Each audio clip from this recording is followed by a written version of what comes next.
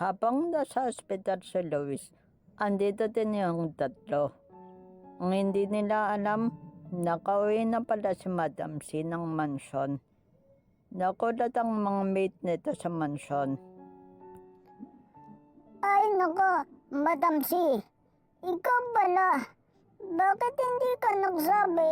Nagbasundo sana ako sa'yo. Andiyan naman si Manong Heron. Sinati ako talaga ng Manang para ma-surprise kayo.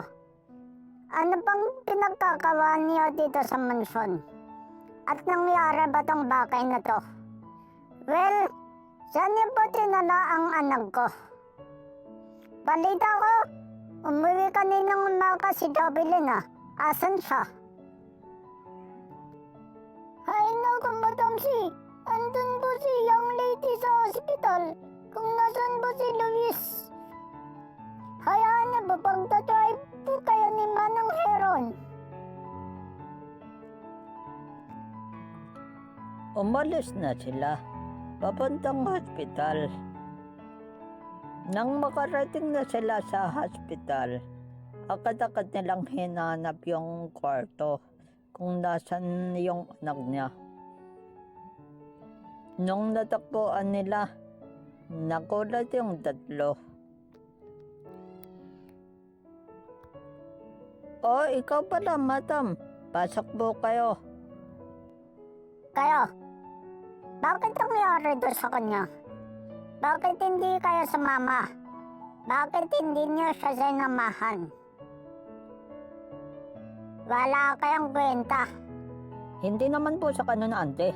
Siya lang po ang hindi nagpasama sa amin. Hindi po namin alam, umalis po siya na walang paalam sa amin. Kung alam pa po namin yun, sinamahan na po namin siya. Kasi lang po, hindi naman po namin alam eh. Pero kahit na, dapat sinamahan niyo pa rin siya. Ano bang ginagawa niyo kasi? Bakit hindi man lang kayo sumunod? Kala ko ba, kung nasan yung isa, nandun yung tatlo. Anong nangyari sa inyo? Ma, ano ba? Walang may gustong mangyari to. Kaya walang may kasalanan dito.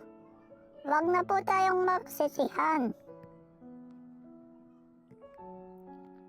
Jovelyn, ipapaging mo na si Dr. Reyes. Kailangan natin siya dito. Siya ang titingin sa anak ko.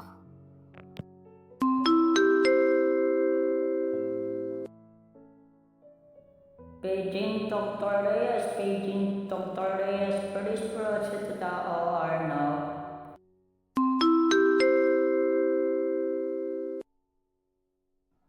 Kayong tatlo, humanta kayo. Oras ng kamalanghayan si Luis. Lalayo ko ulit siya sa inyo. Wala kayong mga kwentang mga kaibigan. Di kayo makakapagtiwalaan.